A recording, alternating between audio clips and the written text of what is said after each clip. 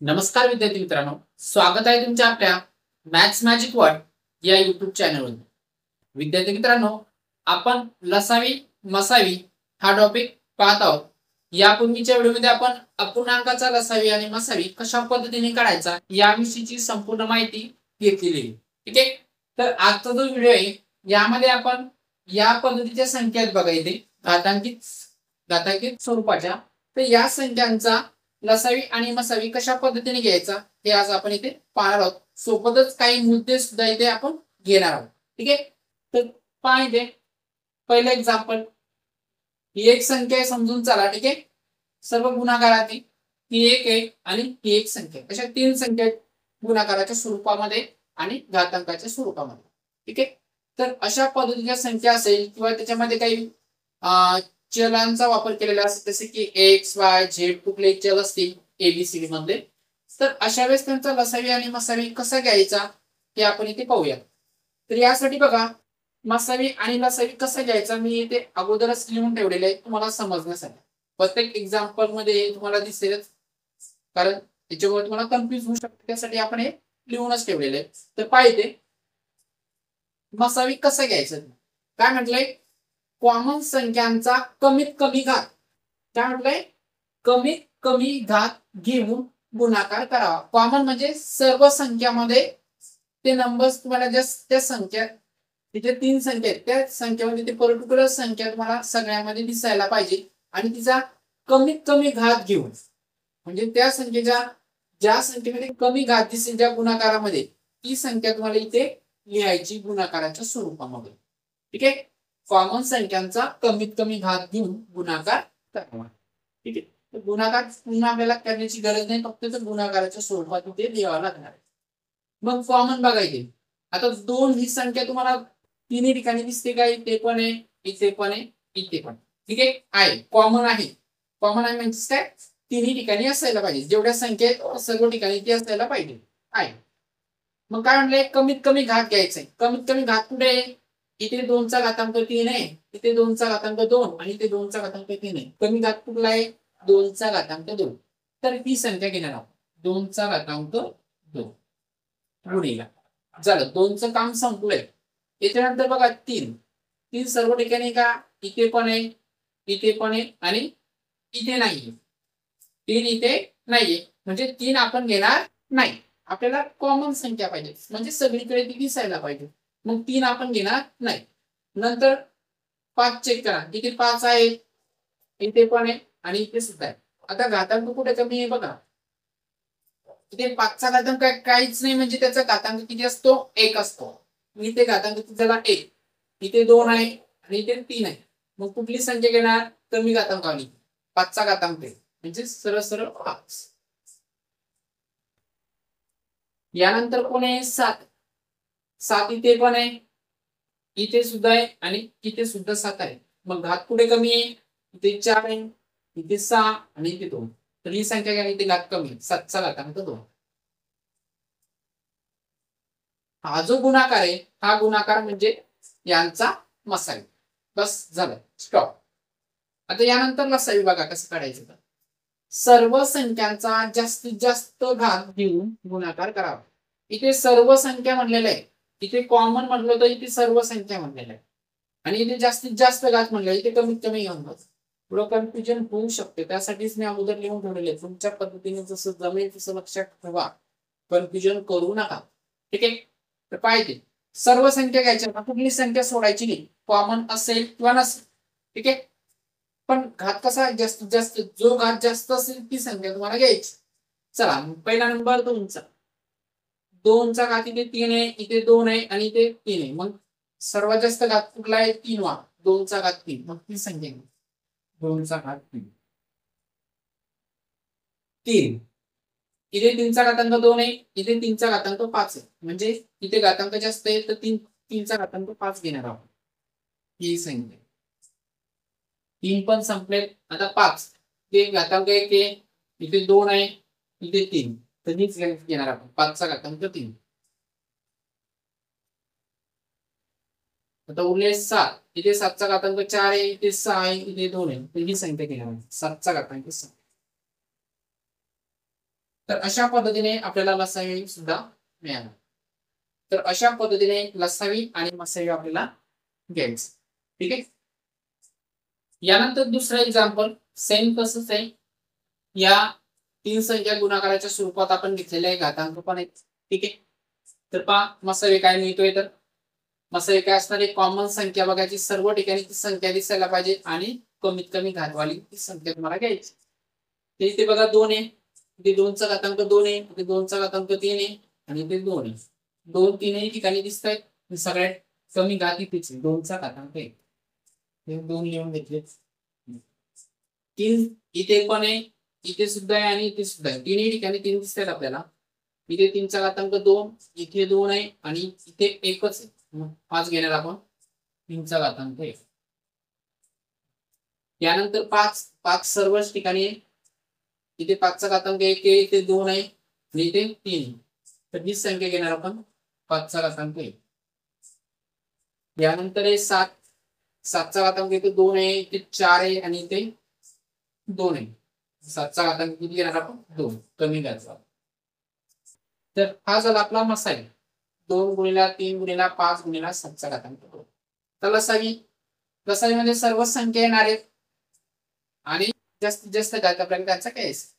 तर पहा इथे 2चा घातांक 2 आहे, इथे 2चा घातांक 3 आहे, इथे एकच आहे, म्हणून ही संख्या घेणार आपण जास्त घातावाली, 2चा घातांक 3. 3चा घातांक इथे 2 आहे, इथे पण 2 आहे आणि इथे एकच आहे, म्हणजे 3चा घातांक 2 घ्यायचा आहे आपल्याला जास्त घात. 3च्या नंतर 5, इथे घातांक 1 आहे, इथे 2 आहे आणि इथे 3 आहे. तर हा घेणार आपण 5चा घातांक 3. यानंतर इथे बघा 7चा घातांक इथे 2 आहे, इथे 4 आहे आणि इथे 2 आहे. तर ही संख्या घेणार 7चा घातांक 4. ठीक आहे. तर या पद्धतीने हा मिळाला आपल्याला लसावी. 2चा घातांक 3 गुणिला 3चा घातांक 2 गुणिला 5चा घातांक 3 गुणिला 7चा घातांक 4. इथे एक थोडी लिस्ट आहे की बघा, इथे एक नंबर राहिला आहे. ओके. तर शेवटी इथे बघा 11 इथे पण नाहीये, इथे सुद्धा नाही, 11 फक्त इथेच आहे. त्याच्यामुळे 11 इथे मसाईमध्ये आपण घेतलेले नाही, कारण कॉमन संख्या होत नाही. पण 11 इथे लसाईमध्ये येईल. ठीक आहे. इथे काय असेल, गुणिला 11. ही एकच संख्या इथे, तिचा घात इथे 1 आहे, 11 राहिलेली आपली. ठीक आहे. आता हे पूर्ण कंप्लीट झालेलं आहे आन्सर. तर अशा पद्धतीने हे आपल्याला लसावी आणि मसावी काढायचं.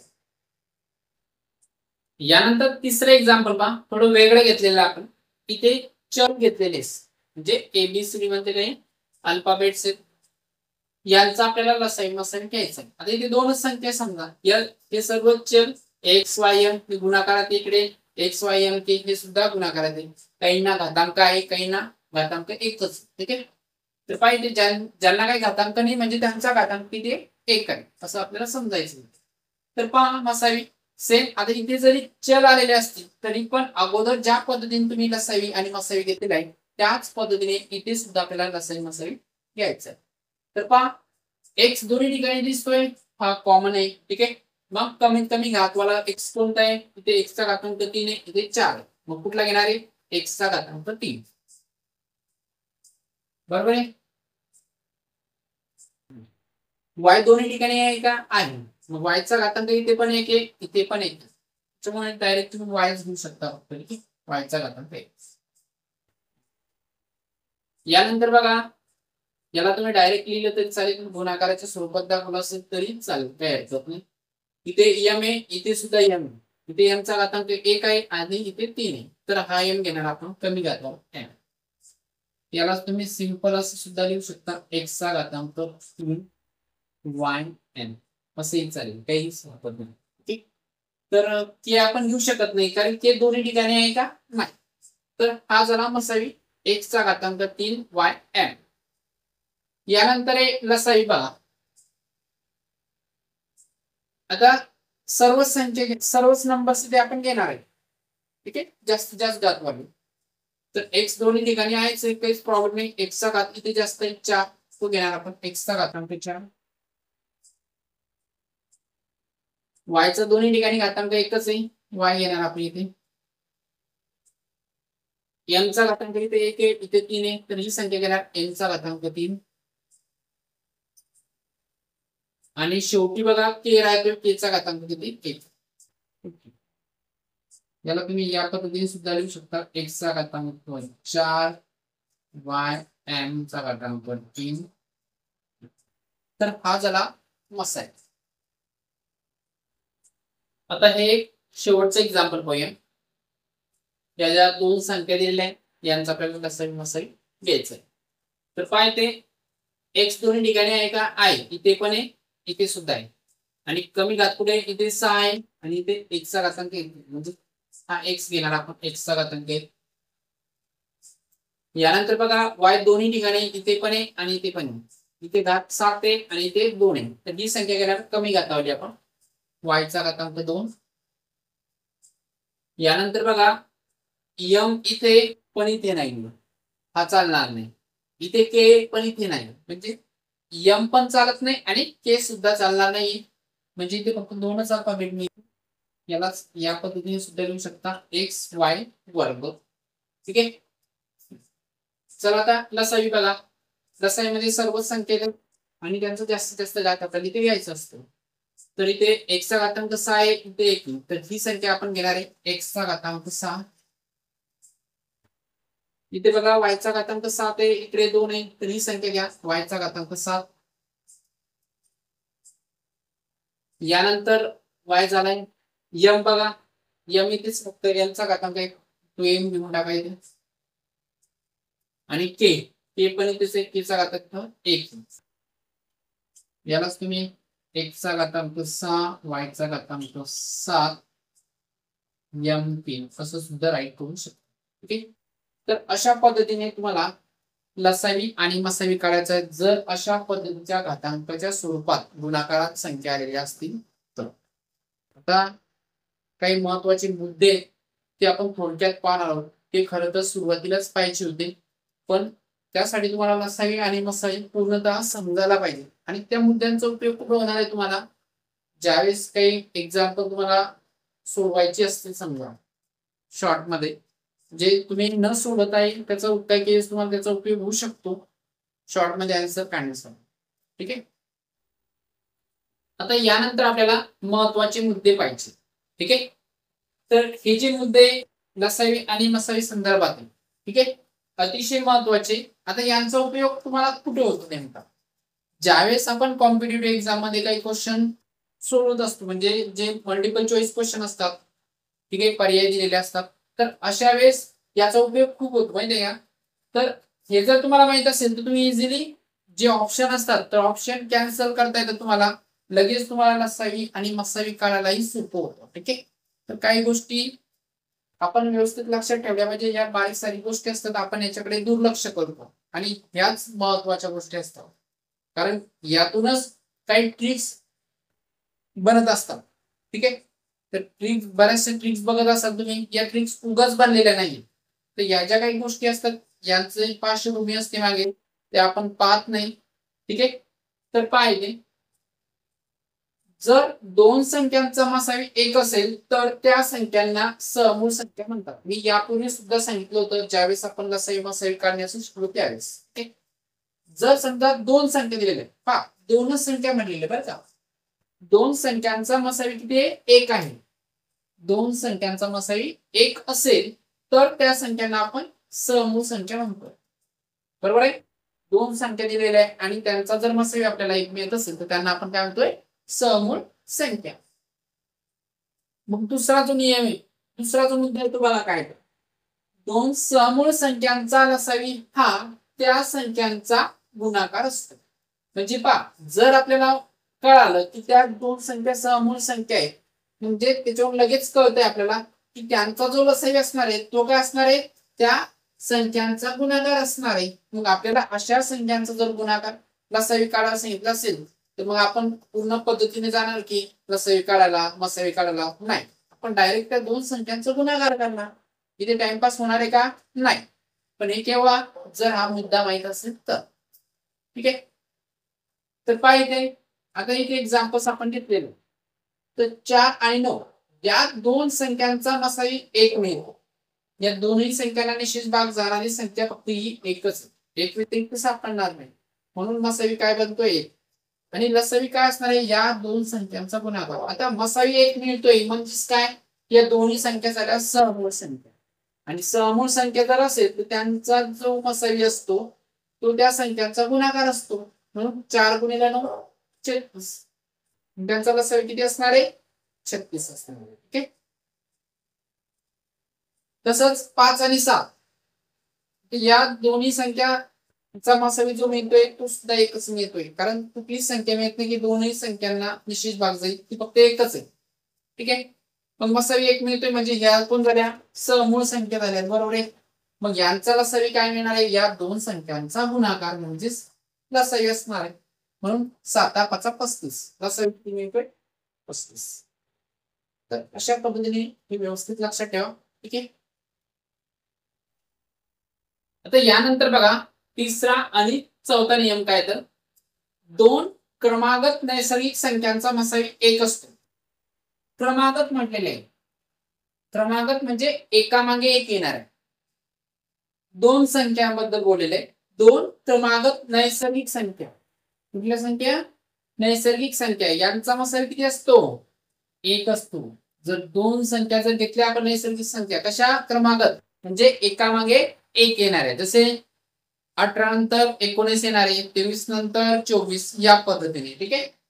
तर अशा ज्या संख्या असतात त्यांचा मसावी किती मिळतो, 1 मिळतो. मग मला सांगा, त्यांचा मसावी जर 1 मिळत असेल तर अगोदरच आपण पाहिलेले दोन संख्यांचा जर मसावी आपल्याला 1 मिळत असेल तर त्या दोन संख्यांना आपण समूळ संख्या म्हणतो, आणि त्या समूळ संख्यांचा लसावी काय असतो, त्या संख्यांचा गुणाकार.